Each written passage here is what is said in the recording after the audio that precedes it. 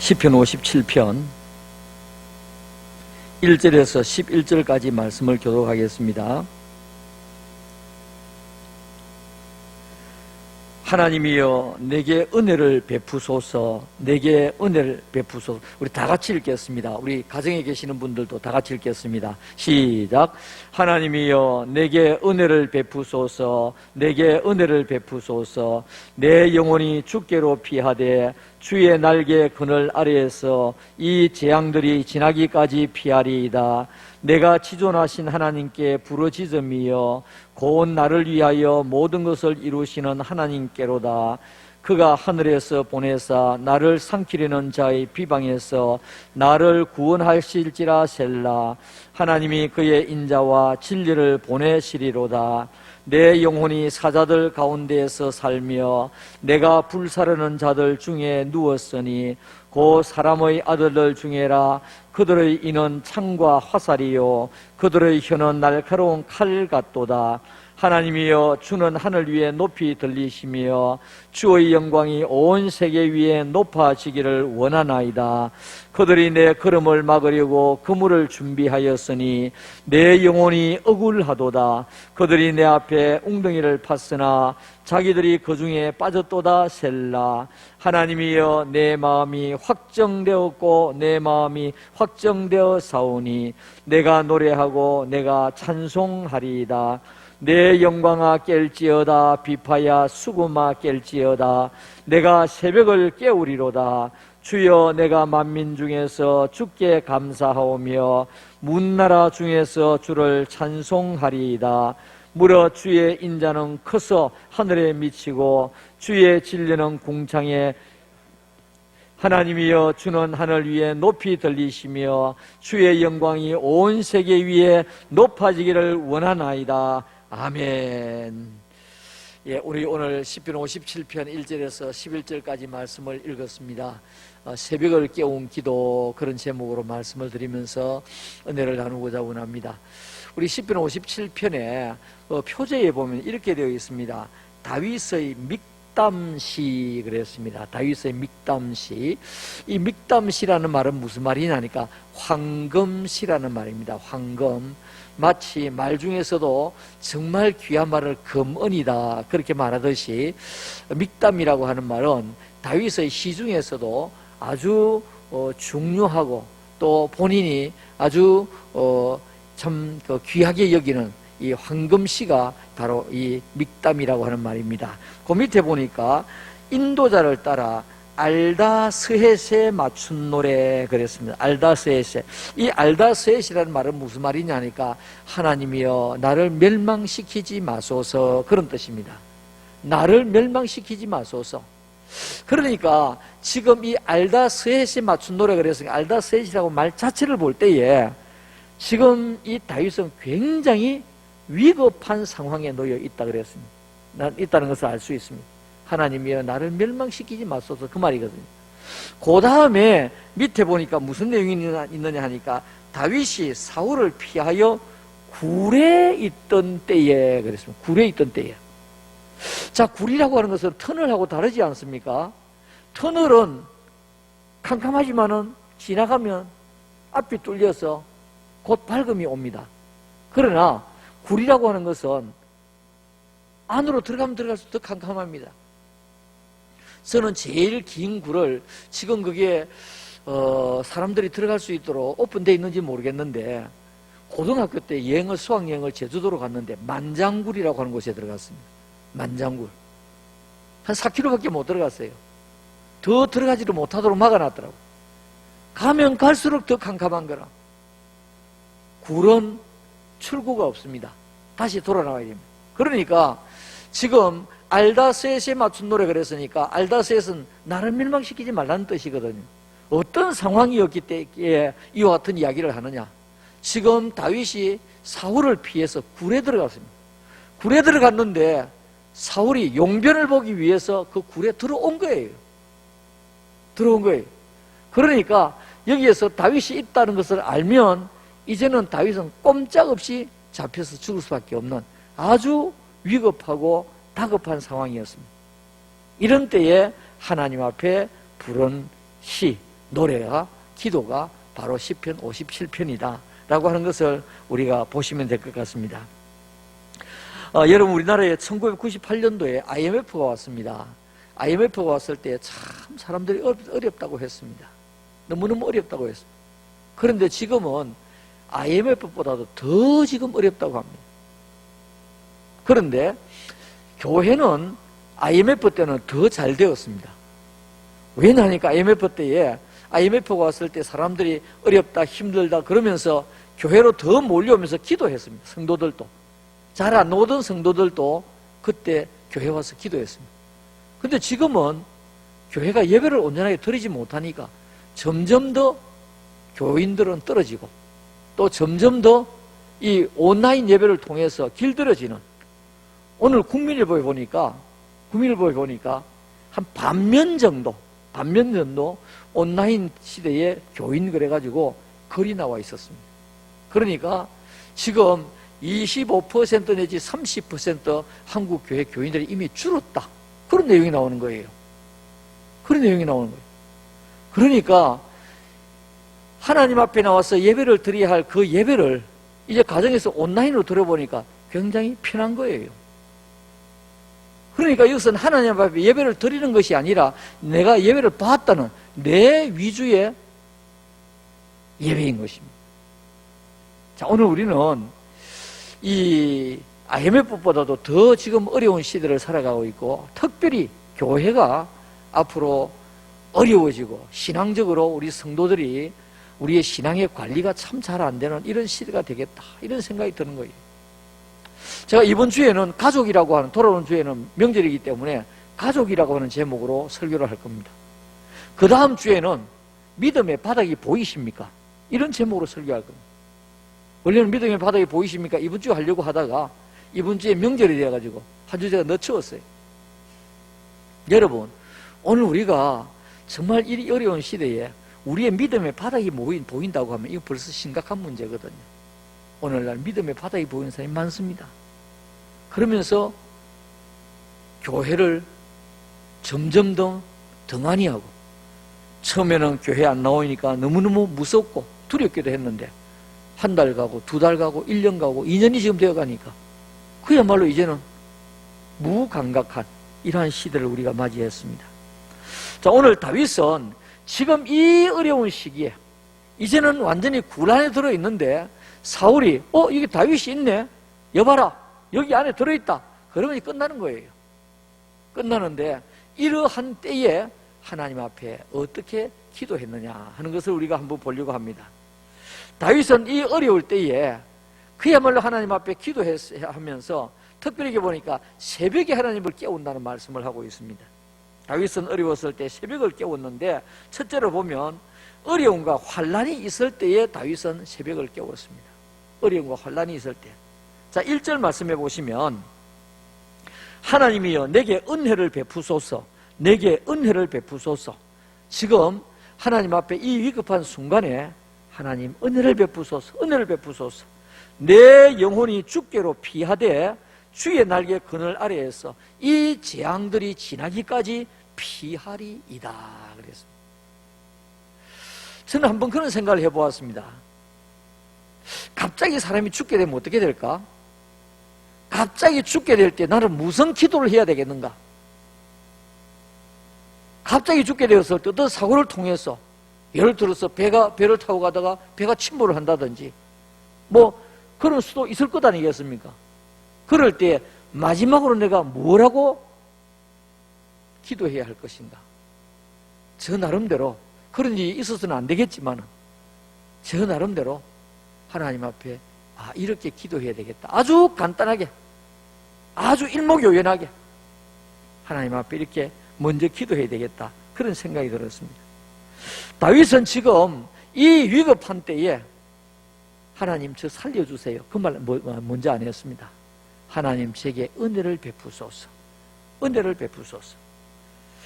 오늘 다윗은 왜 이와 같은 말을 할 수 있었느냐 하니까 다윗 곁에는 언제나 하나님이 계신다는 그 확신이 있었기 때문에 그렇습니다. 내 곁에는 언제나 하나님이 계신다는 확신이 있었습니다.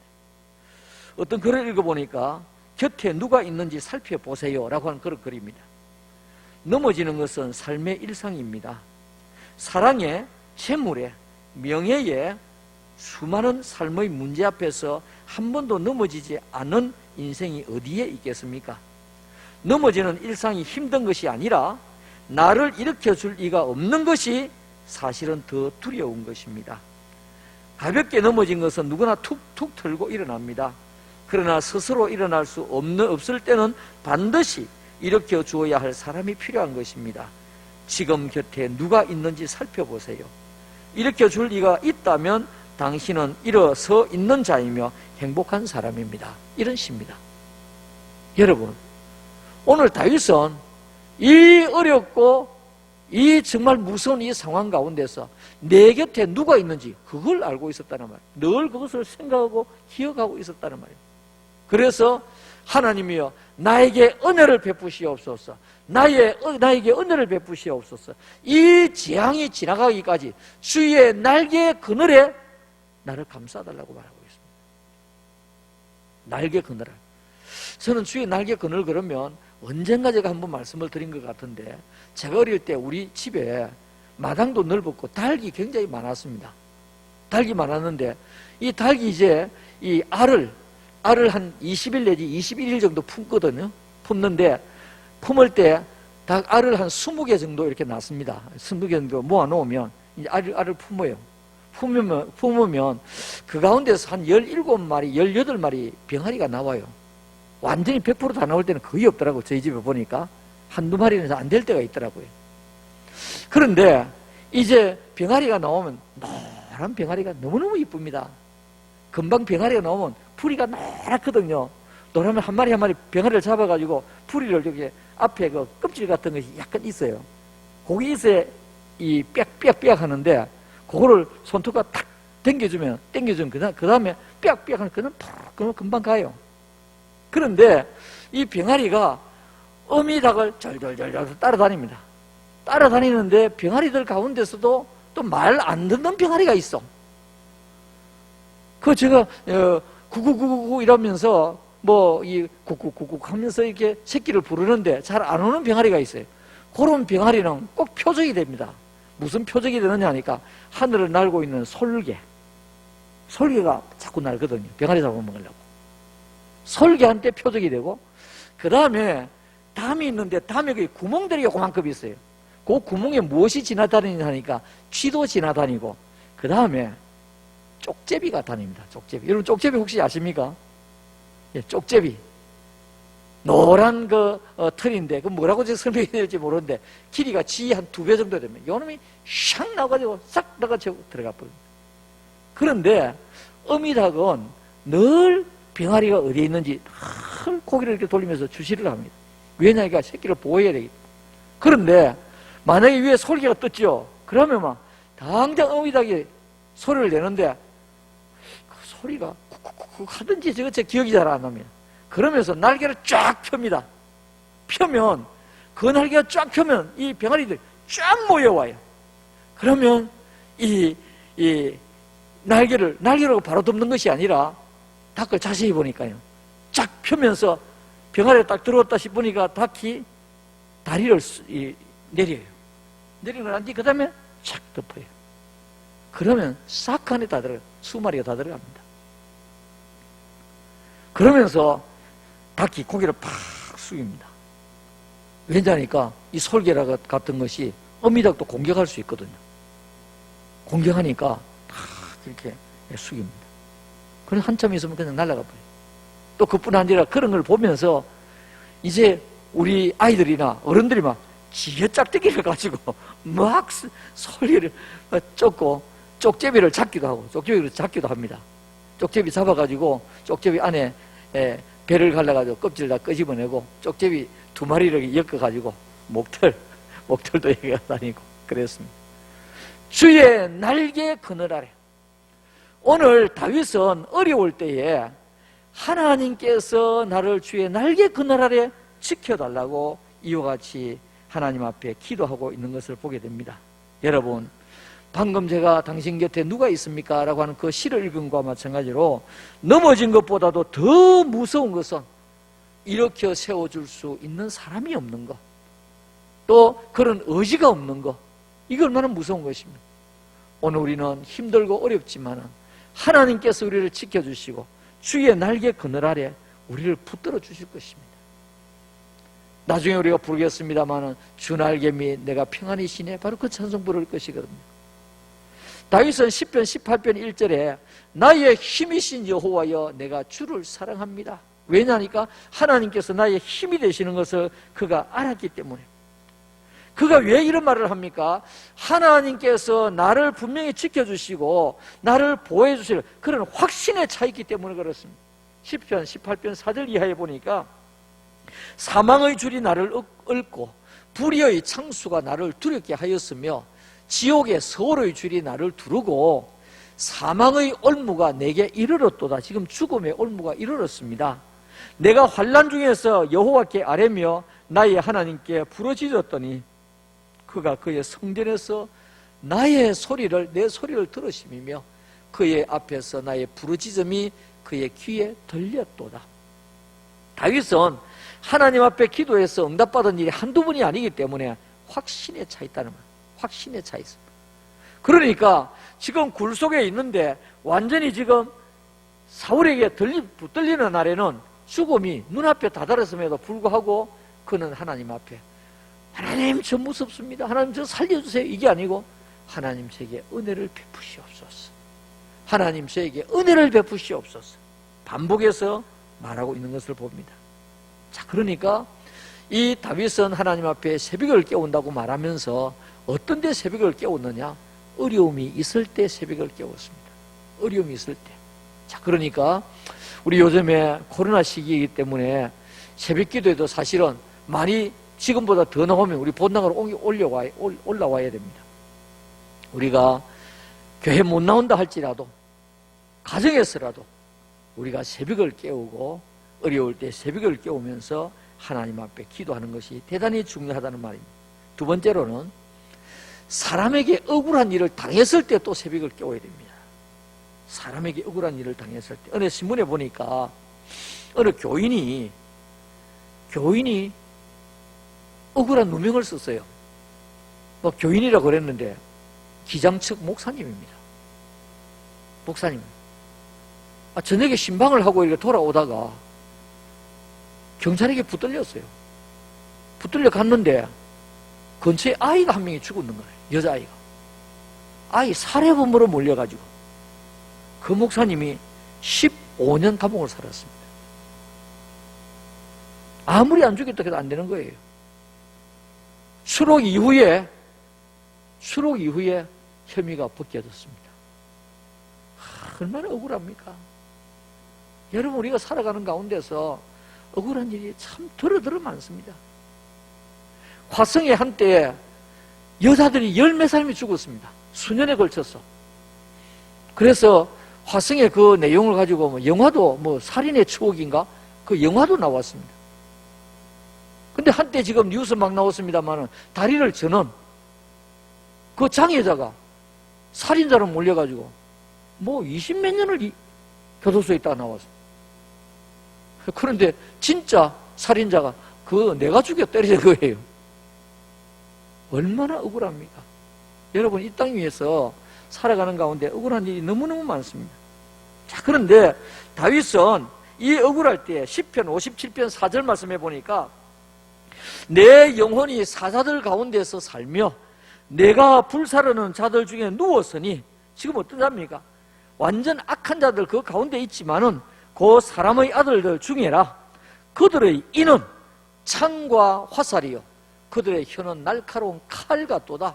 6절 말씀에 그들이 내 걸음을 막으려고 그물을 준비하였으니 내 영혼이 억울하도다. 그들이 내 앞에 웅덩이를 팠으나 자기들이 그들의 그 중에 빠졌도다. 셀라. 10절과 11절에 무려 주의 인자는 커서 하늘에 미치고 주의 진리는 궁창에 이르나이다. 하나님이여, 주는 하늘 위에 높이 들리시며 주의 영광이 온 세계 위에 높아지기를 원하나이다. 자, 이게 보니까 어려운 일을 지금 당했습니다. 너무너무 억울한 일을 지금 당하고 있습니다. 그야말로 지나가는데 그물을 쳐놓고 지금 잡으려고 하고 있는 이런 상황에 있습니다. 자, 이럴 때에 오늘 다윗은 하나님 앞에 기도했습니다. 하나님, 이 억울한 일 가운데서, 이 그물을 쳐서 나를 잡으려고 하는 이 가운데서 하나님 나를 살려주시기를 바랍니다. 그러면서 하나님 앞에 기도하고 있는 것을 보게 됩니다. 여러분, 우리가 살아가는 가운데서 때로는 우리가 크든 적든 우리 속상한 일도 있고요, 우린 또 억울한 일도 있습니다. 나는 그런 말을 안 했는데 나보고 했다 그러고, 나는 그런 일을 안 했는데 나보고 했다 그러고, 그러면 얼마나 우리가 속이 상합니까? 자, 그런데 다윗은 그럴 때마다 사람 붙들고 싸우지를 아니했습니다. 그러면서 하나님, 제가 지금 너무 힘듭니다. 어렵습니다. 그물을 쳐놓고 저를 지금 잡으려고 하고 있습니다. 하나님, 저를 살려주시고 붙들어 주시기를 원합니다. 그러면서 뭘 했습니까? 새벽을 깨웠습니다. 새벽을 깨웠습니다. 그 다음에 세 번째로, 이 다윗은 믿음으로 살려고 마음을 확정할 때 또 새벽을 깨웠습니다. 그러니까 더 믿음의 복을 받기 위해서 이와 같이 새벽을 깨웠다는 것입니다. 지금 제가 말씀드린 게 뭡니까? 새벽을 깨운 기도거든요. 우리가 교회 나와서 기도하면 더 좋지만은 지금 코로나 시기이기 때문에 그렇게 하지 못한다 할지라도 오늘 우리의 가정에서, 오늘 우리의 직장에서, 또 우리가 있는 그 처소에서 하나님 앞에 기도하되, 특별히 우리가 새벽을 깨우며 기도하자. 10편 57편이 바로 그런 내용이 아니겠습니까? 57편 7절 말씀에 하나님이여, 내 마음이 확정되었고 내 마음이 확정되어 사오니 내가 노래하고 내가 찬송하리이다. 지금 이 성경 구절을 가지고 가스펠송 있죠. 가스펠송 어떻게 부른지 제가 모르겠는데, 뭐 확정되고 확정되어 사오니 막 하여튼 그렇게 나온 그 가스펠송입니다. 이 구절을 가지고 가스펠송을 해서 지금 우리가 부르고 있습니다. 하나님이여, 내 마음이 확정되었고 내 마음이 확정되어 사오니 내가 노래하고 내가 찬송하겠습니다. 8절 말씀에 내 영광아 깰지어다, 비파야 수고마 깰지어다, 내가 새벽을 깨우리로다. 내 영광아 깰지어다, 비파야 수고마. 그러니까 내 영혼도 깨어나고, 그리고 비파와 수건과 내가 연주할 수 있는 악기도 깨어나고, 그래서 하나님 앞에 내가 새벽을 깨우리로다. 하나님 앞에 작정을 하고 내가 하나님 앞에 기도하겠습니다. 하나님, 제가 새벽을 깨우겠습니다 라고 하는 결심하는 그런 내용이 오늘 7절과 8절에서 볼 수가 있습니다. 여러분, 우리가 하나님 앞에 기도하는데 언제든지 기도할 수 있지만 새벽에 기도할 때는 제일 정신이 맑지 않습니까? 정신이 맑지 않습니다. 한때 우리나라에 새벽형 인간, 그래서 책이 많이 나와서 한 6, 7가지가 나왔습니다. 제가 한 2가지 정도를 읽었는데요, 새벽에 일찍 일어나는 사람이 부지런한 사람이래요. 새벽에 일찍 일어나는 사람이, 새벽에 일찍 일어나는 사람이 부지런한 사람이고, 새벽형 인간이 건강하답니다. 사람이 건강한데, 저는 새벽형 인간 같아요. 제가 이렇게 된 것은 우리 할머니 때문에 그렇습니다. 우리 할머니 때문에. 어제 김미용 집사하고 아침에 제가 교회 와서 이 차를 마시는데 무슨 이야기 하느냐 하니까, 목사님은 이야기할 때 이상하다. 제가 형부 아닙니까? 형부인데 어머니 아버지 이야기는 잘 안 하고 할머니 이야기를 자꾸 하더라는 게야. 그 이상하다. 가정 사정이 어떻게 됐는지 처음에는 그렇게 생각했대요. 저희 부모님 다 같이 살았습니다. 살다가 저희 부모님은 나중에 마산에 가서 좀 사시게 되었죠. 저희 고모부님이 정치를 하다가 그 당시에 자유당 시대거든요. 이승만 대통령이 자유당 시대인데 저희 고모부는 민주당이었습니다. 그러면서 정치를 하다가 마산교도소 수감이 되었어요. 그러니까 저희 할머니가, 저희 어머니 아버지가 이제 시골에 계셨으니까 농번기 아니면 뭐 그렇게 또 안 바쁘거든요. 그러니까 옥바라지 좀 하라고 하면서, 그럴 때 우리가 5남매인데 3명이 태어났습니다. 3명이 아들만 셋 태어나고 그 다음에 여동생이 태어났는데, 그러니까 저희 할머니는 시골에 계시고, 그러니까 우리 부친은 할머니 혼자 두기 뭐 하니까 제법 있으라 그러고, 그러니까 할머니하고 같이 있었어요.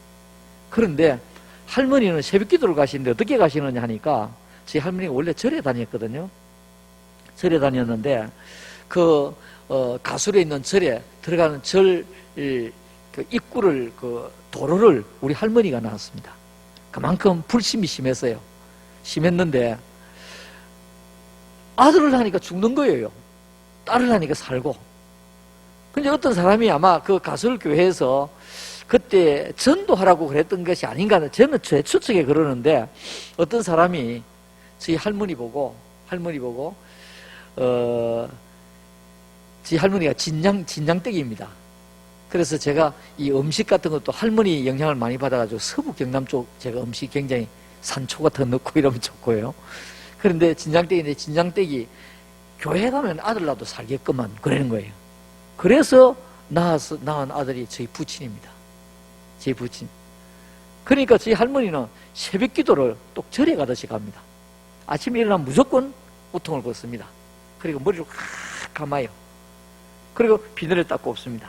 꼽는데 지금 뭐 젊은 우리 청년들은 무슨 이야기인지 모르겠는데, 옛날에는 우리나라 전기 사정이 안 좋아가지고 일반선이 있었고 특선이 있었어요.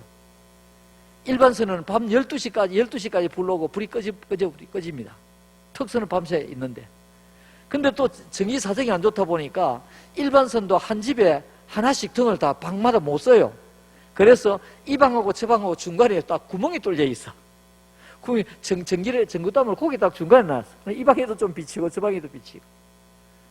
그런데 일반 가정에는 일반선이니까 전기가 가버리는 거야. 새벽에 없는 거라요. 우리 할머니는 어떻게 옷을 입나니까 저 한쪽에 순서대로 보선부터 쫙 순서대로 놨습니다. 그리고 이제 새벽에 일어나서 가시는데 순서대로 다시 입어요. 그래서 새벽 기도를 가시는 거예요.